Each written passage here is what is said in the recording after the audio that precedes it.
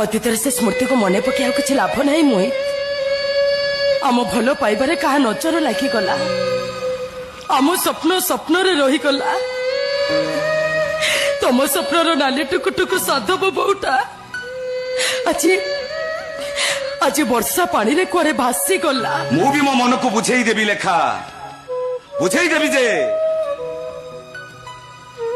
ମୋ ନାଲି ଟୁକୁଟୁକୁ ସାଧବ ବୋଉଟା ଆଉ କୋଉ ସାଧବ ପୁଅର ହାତ ଧରି ସବୁଦିନ ପାଇଁ ଚାଲିଗଲା।